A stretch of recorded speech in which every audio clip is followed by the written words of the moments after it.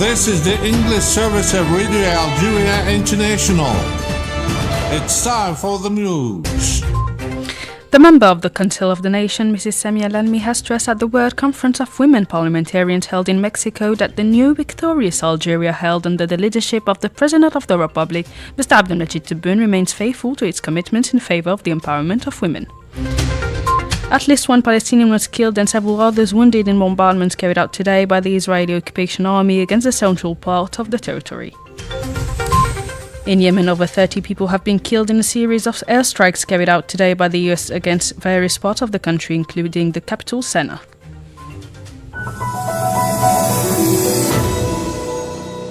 Those were the major developments. Now the full news edition. Good afternoon. The member of the Council of the Nation, Mrs. Samia Lalmi, has stressed in Mexico City at the World Conference of Women Parliamentarians that the new victorious Algeria, held under the leadership of the President of the Republic, Mr. Abdelmajid Tebboune, remains faithful to its commitments in favor of the empowerment of women and the promotion of their political and social rights. Mrs. Lalmi, who is also a member of the Council of the Nations Committee on Foreign Affairs, International Cooperation and the National Community Abroad, said that Algeria's commitment have been a pillar of its national policies and development programs in the new victorious Algeria through the program of the President of the Republic, Mr. Abdelmajid Tebboune. She stressed that the empowerment of women in Algeria has gone through several stages and has been constantly updated and adapted to new requirements and socio-economic changes, adding that the Algerian constitution has enshrined the promotion of political rights. The French far right, which is always looking for scapegoats, has once again attacked Algeria by accusing it of benefiting from alleged French aid and of not respecting the agreement signed between the two countries. Bruno Retailleau, an emblematic figure of this political segment, did not hesitate to relay this rhetoric as false as unlikely, omitting to mention a key fact: if a country truly benefits from bilateral relations, it is France. Last week, the Algerian Ministry of Foreign Affairs summoned the French ambassador to Algiers, Stéphane Romaté, to discuss an issue that had been ignored by Paris for too long, that of real estate made available to France by Algeria. This issue reveals a rather asymmetrical treatment between the two countries. Numerous bilateral agreements allow France to benefit from considerable advantages in Algeria. The most glaring example is the 1968 agreement, which governs the status of Algerians in France and grants them a special immigrant regime compared to other nationalities. Paris continually denounced this agreement but neglects to mention the benefits derived from it, notably the Algerian workforce, which has contributed significantly to France's reconstruction and economic growth. For its part, Algeria enjoys no comparable privileges in France. Another striking example is the 1994 agreement, which regulates various aspects of cooperation between the two countries, notably in the areas of trade and investment. In practice, these agreements have primarily allowed French companies to obtain very favorable conditions for operating in Algeria, while limiting the reverse opportunities for Algerian companies in France. The tortures and murders committed by colonial France during the War of National Liberation are back in the spotlight and are being denounced by French media. The independent media Street Press recalled the colonial crimes with a video devoted to Le Monde journalist Florence Bauger, who in the early 2000s published an investigation into the abuse suffered by war veteran Louisette Iguilariz during the War of National Liberation. Entitled "Tortured by the French Army in Algeria, Leila searches for the men who saved her," the article published in Le Monde had a considerable impact. The article was the beginning of an in-depth investigation by Mrs. Bauger into torture carried out during the War of National Liberation, going so far as to bring confessions from the highest rank of the military hierarchy. Street Press reported that she interviewed the General Massu, who acknowledged the use of torture, who declared that things could have been done differently in Algeria. For his part, former soldier Paul Assoreres revealed to Le Monde that he had personally killed 24 people and led a death squad, confirming the existence of a systematic torture system since 1930. However, he did not fail to confess that he had no remorse. According to Street Press, the testimonies gathered by Le Monde journalists highlighted the various methods of torture, including bathtub torture, abuses, and summary executions. Still in France, several political parties, associations and trade unions in France have called for marches and rallies in several French cities next Saturdays against the far right to mark the International Day for the Elimination of Racial Discrimination.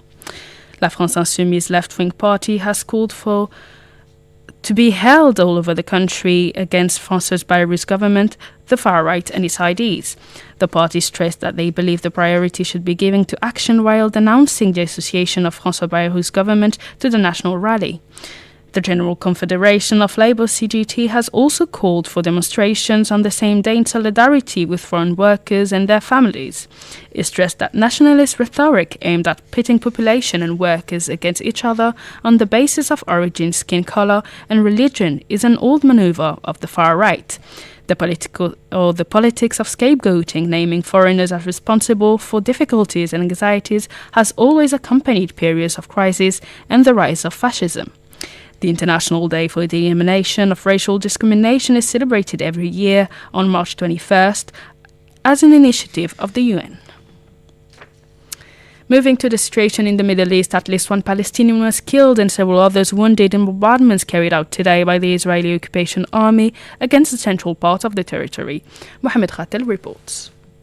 According to Wafa news agency, the same area was hit by a similar attack yesterday that killed 2 people and wounded 10 others in Beit Lahia. Over 150 people have been killed since the ceasefire came into force in Gaza last January.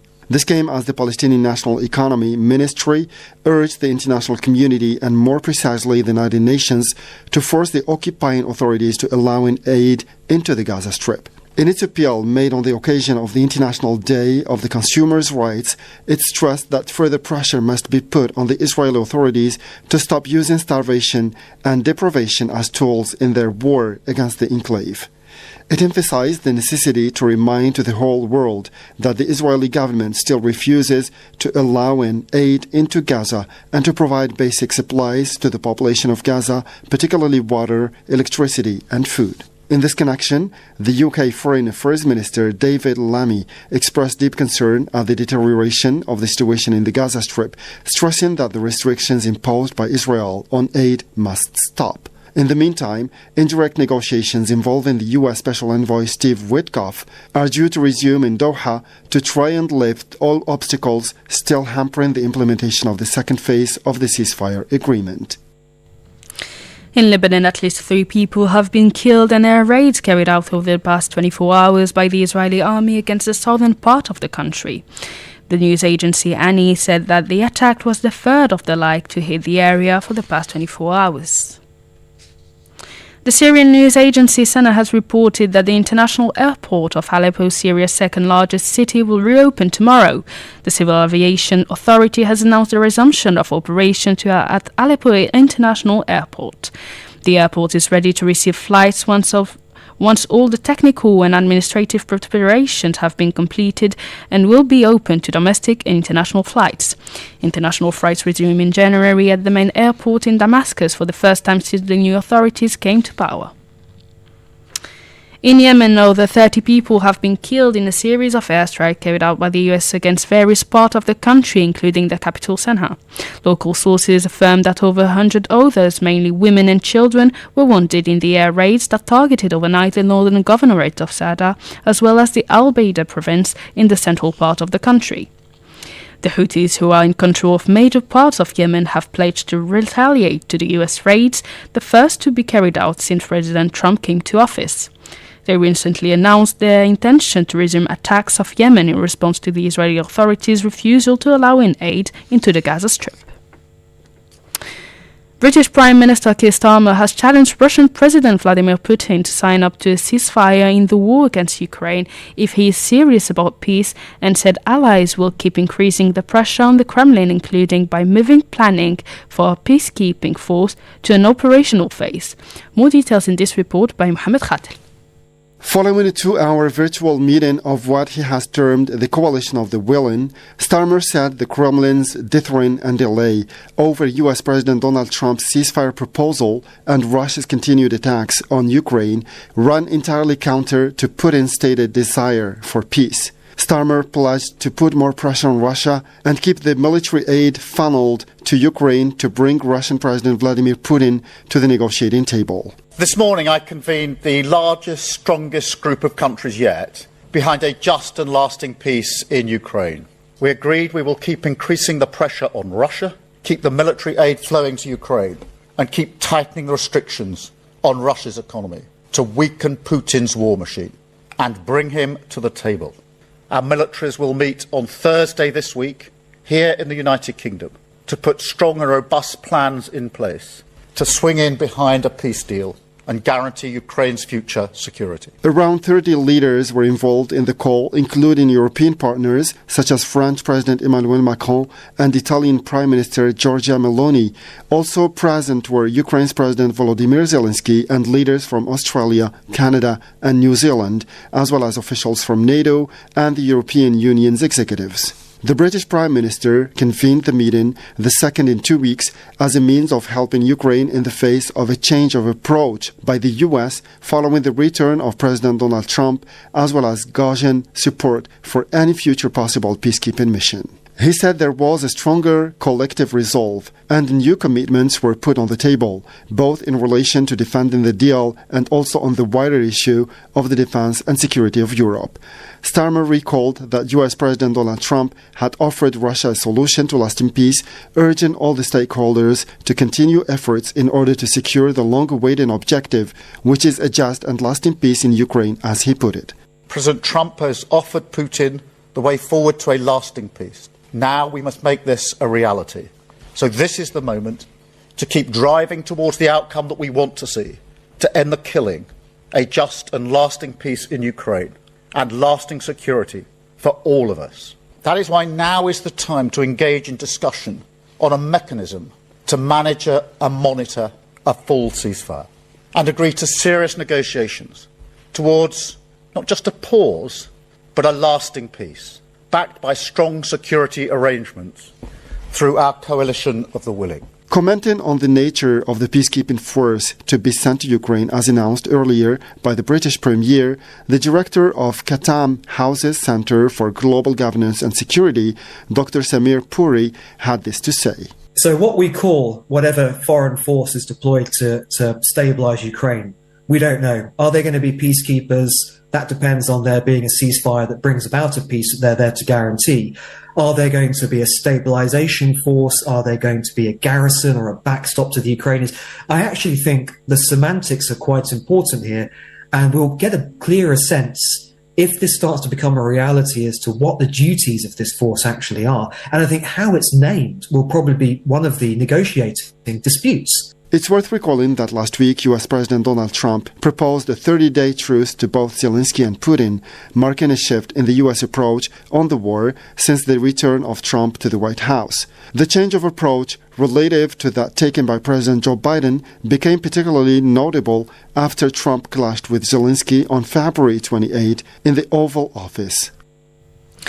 Angolan President João Lourenço, who acts as mediator in the conflict in the east of the Democratic Republic of the Congo, between government forces and the armed group M23, had called for a ceasefire. The Angolan president has called on the parties to the conflict to cease hostilities in the east of the DRC starting from today. Violent tornadoes ripped through parts of the U.S., whipping out schools and toppling semi-tractor trailers in several states as part of a monster storm that has killed at least 32 people as more severe weather was expected late Saturday. More details in this report by Mohamed Khatel. More than 8.3 million people, mostly in Louisiana, Mississippi, Alabama, and Tennessee, were under tornado watches last night. A wind advisory blanketed the nation from Michigan to Florida, covering more than 100 million people. The dangerous weather comes as a monstrous March storm moves from coast to coast. The storm system spun up a tornado in Southern California, dumped snow on the Sierra Nevada, caused dangerous road conditions in Texas, and swamped reported tornadoes in the south of Midwest overnight. The storm system is expected to push toward the east coast into Sunday, bringing showers and thunderstorms from the lower Great Lakes region in the northeast and southeast, bringing showers and thunderstorms from the lower Great Lakes region to the northeast and southeast. There is a slight risk of tornadoes and high winds in the Carolinas and mid-Atlantic state today. That's it for today's news bulletin. Stay tuned on Radio Algeria International and Sahaf Turkum.